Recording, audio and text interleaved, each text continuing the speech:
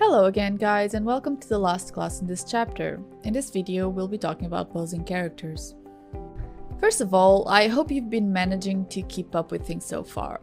This is a small chapter with a big theme, so I'm sorry if anything's too vague or open-ended. For this video, we're going to be talking about posing, and when I say posing is just anatomy plus, it's the same principle as with facial expressions. How well you're able to pose your character is intrinsically connected to how comfortable you are with their anatomy. The same way you'll draw an expression more effectively on somebody if you're familiar with their facial anatomy. A lot of posing has to do with understanding how the skeleton and the muscles and whatever else there is bend, rotate, and balance themselves. And that's why I brought our little skeleton friend back and the doodles I made from it. In particular, I want to focus on this middle one, with the hard surfaces, the bendy bits, etc., which I translated into a body of sorts. The first thing I want to go more into detail on is body constraints and rotation. Some common mistakes that I see in anatomy and posing come from a lack of understanding of how the body rotates and how it balances itself.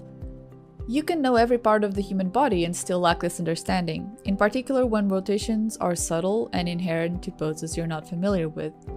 I think this is something anyone can gain a better perspective on by performing certain types of exercise like, again, gymnastics or yoga, or similar balance-driven things.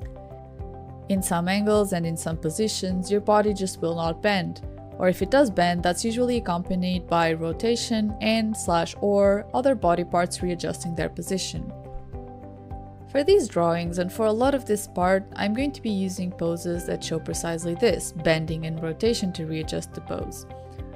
These aren't exactly common poses, you need to draw a lot, but again, I want to push you into thinking about the mechanics behind these more extreme/complicated ones, so you can apply that to simpler ones as well. All of these poses have some sort of rotation, and I'll talk you through them to see if we can understand what I'm talking about better. I've gone ahead and drawn the simplification I have over these with arrows indicating which way each part is rotating towards.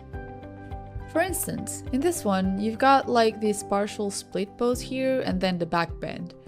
Most of the time, with back bends like this, where one leg is stretched back, you're going to have the hips rotating to accommodate the leg, and the leg itself rotating outwards. The most common form of back flexibility that I've seen, which most people seem to have to a degree, is this mid-lower back one.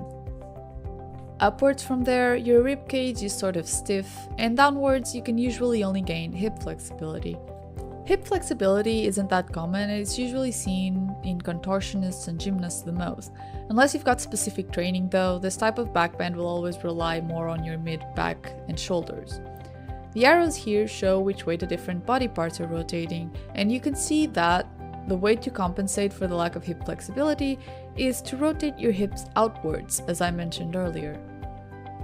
So as you can see, a seemingly simple pose already involves a degree of understanding of the body's constraints to analyze and reproduce. The pose below is just someone with their arms up. Once again, I want you to see that, in a relaxed way, the arms completely rotate inwards, and they're both lifted despite there being no deformation of the hard ribcage section. Again, an example of how important it is to know how the shoulder joints sit on the body and how the muscles sit on top of them, so you don't fall into the mistake of assuming everything deforms or moves up or down. Shoulder blades can go up and down, but the ribcage bears little deformation. Last one, and this was a pose that was pretty popular on our Twitter a while back. People were drawing their characters in this pose, and I was always kind of struck by how even some seasoned artists kept getting it wrong. I'm not saying wrong as in physically impossible, just a little bit off, a little bit unnatural. The main reason why it struck me that way was because most of them drew the hips with little to no rotation, simply lifting the leg up and leaving it at that. As you can see, again, like in the first position, rotation is very important here.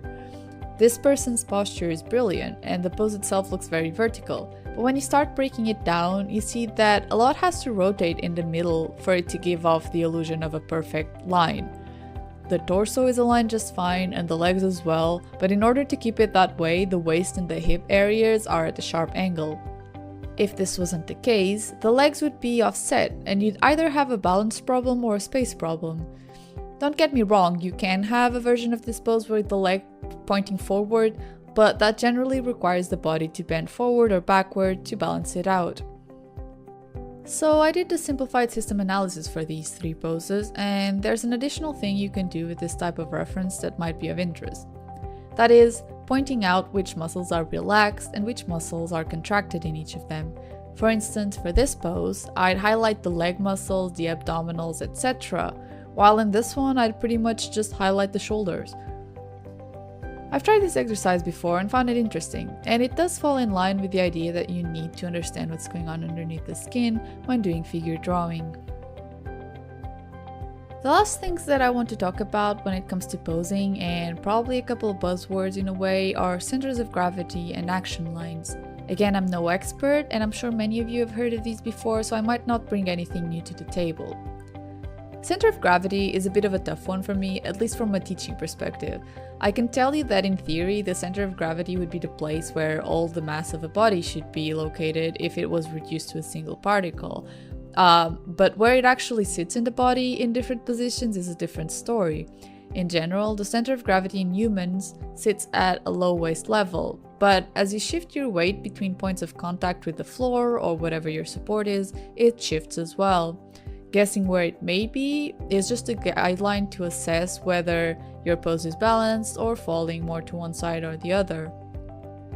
The way I think about it is as a sort of average of weight. The center of gravity will tend to be in the spot that divides the body into different parts that are exerting the same force on the support, be it weight or otherwise.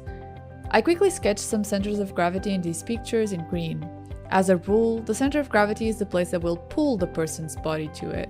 So, if it's too far off the person's support or in a place that they can't physically sustain, the pose is unbalanced. In terms of action lines, the way that I do them is as the main shapes/flow of a pose. In this one, for instance, the first action line would be this one where the hand grabs the foot, then a couple more for the remaining points of support. For this one, the action line essentially follows a cross shape, with one for the legs and one for the arms, then an additional one to connect them. Similar things for the remainder of the examples.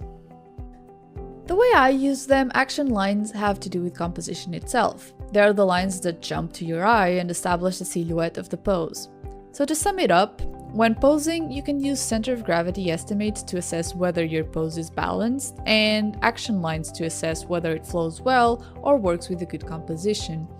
I personally don't use center of gravity much, but will occasionally start drawings by doodling action lines as a way to jot down ideas quickly and see if there's a composition there I can explore with the pose itself. I recommend that you try and study some pictures like this, trying to figure out where the center of gravity is and what the action lines are. You can throw these over the pictures, then translate them to the side, and attempt to draw the actual pose with them as a base. It's a good step to have when drawing poses from references, as it strips the idea of copying only the outline and bases your study on the actual motion and the balance of the pose itself. That's it for this chapter. I'm sorry if it was a bit rushed. Again, there's a lot to cover in this course, and what I want to leave you with are the tools you can use to develop your own working techniques, studies, and processes. Hopefully, you've gained something from this. Next chapter, we'll see how we can apply the concepts of this one to actually designing a character. See you then!